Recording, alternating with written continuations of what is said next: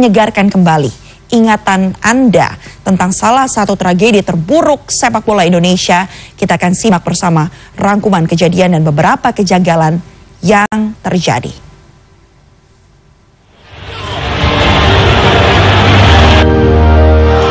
Sabtu 1 Oktober 2022 menjadi sejarah kelam bagi dunia sepak bola. Kerusuhan pasca laga Arema FC kontra Persebaya merenggut nyawa 135 orang. Tembakan gas air mata yang menyebabkan kepanikan dan desak-desakan diduga menjadi penyebab utama jatuhnya banyak korban. Saya rasa di G13 itu semacam kuburannya adik-adik saya. Saya menyampaikan duka cita yang mendalam atas meninggalnya 129 orang saudara-saudara kita dalam tragedi sepak bola di Kanjuruhan, Malang, Jawa Timur. Selepas wasit meniup peluit panjang, beberapa supporter masuk ke lapangan untuk meluapkan kekecewaan dan memberi semangat kepada pemain. Tak ada kekerasan di sini. Terlihat Kapten Arema Johan Alfarizi sempat berangkulan dengan beberapa supporter sambil menangis.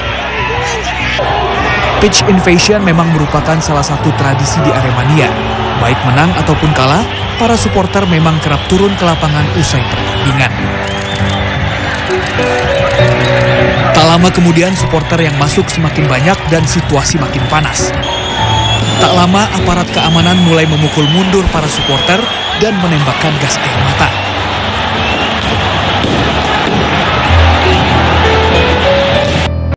Laga malam itu memang tidak biasa. Penelusuran tim CNN Indonesia menemukan sejumlah kejanggalan. Kejanggalan pertama adalah jumlah pengamanan. Menurut sesepuh salah satu kelompok supporter Aremania, Irawan Sasmito, pengamanan pada malam itu lebih banyak dari biasanya. Menurutnya pengamanan malam itu sama seperti 2018 lalu. Ketika itu kerusuhan juga terjadi dan menyebabkan satu orang supporter tewas. Dari keterangan pers Kapolri Jenderal Listio Sigit Prabowo, panitia meningkatkan pengamanan karena pihak penyelenggara tetap ingin melaksanakan pertandingan pada malam hari. Kemudian Polres melakukan persiapan untuk melakukan pengamanan dengan melaksanakan berbagai macam rakor dan juga menambah jumlah dari yang semula 1.073 personel menjadi 2.034 personel. Lantas untuk apa pengamanan disiapkan sebesar itu? Padahal panitia pelaksana tahu jika supporter Persebaya sudah dilarang hadir. Kejanggalan kedua adalah mengapa pihak Brimob menembak gas air mata ke arah tribun. Padahal supporter yang rusuh ada di lapangan. Dari video amatir yang kami dapat terlihat personel Brimob menembak ke arah tribun berkali-kali.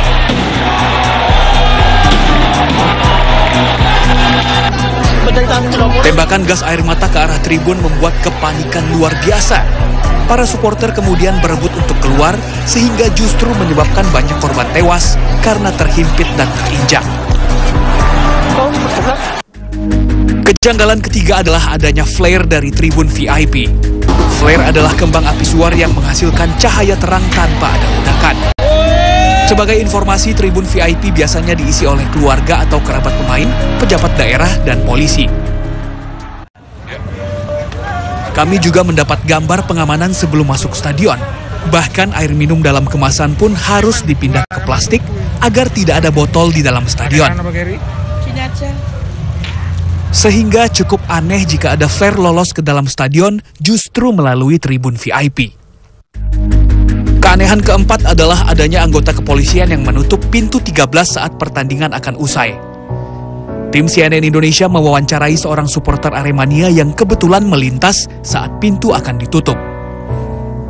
Angga selamat karena sudah keluar sebelum pintu ditutup, namun Angga tak akan lupa pertandingan malam itu yang merenggut nyawa dua orang temannya. Kembali bergulirnya Liga 1 ini disayangkan Aremania. Pasalnya penanganan kasus tragedi Kanjuruhan hingga kini belum memberi keadilan bagi para korban.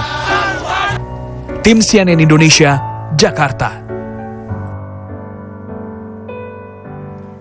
Ya, dari data yang ada 135 orang tewas, 26 luka berat, 596 luka sedang dan ringan akibat tragedi Kanjuruhan yang terjadi di Stadion Kanjuruhan, Malang pada 1 Oktober 2022. Di mana sejak saat itu sidang juga sudah akhirnya berlangsung, tepatnya mulai 16 Januari 2023 dan hari ini memasuki sidang atau babak final dengan adanya vonis terhadap 2 dari 5 terdakwa kasus ini.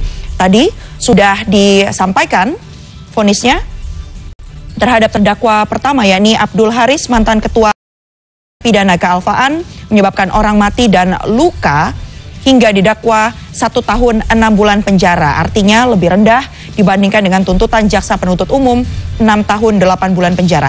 Selain Abdul Haris, nanti kita akan sama-sama menyimak bersama vonis kepada Suko Sutrisno yang merupakan security officer yang juga akan menjalani sidang vonis di mana tuntutannya adalah 6 tahun 8 bulan penjara.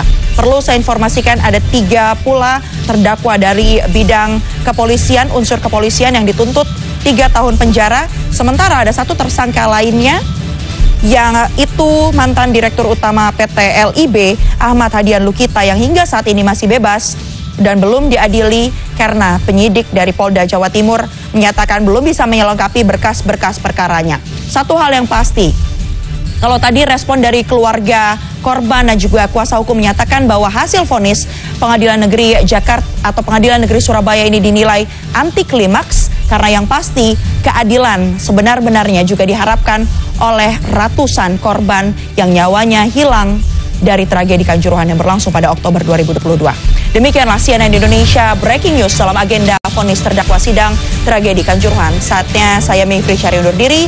Sampai jumpa.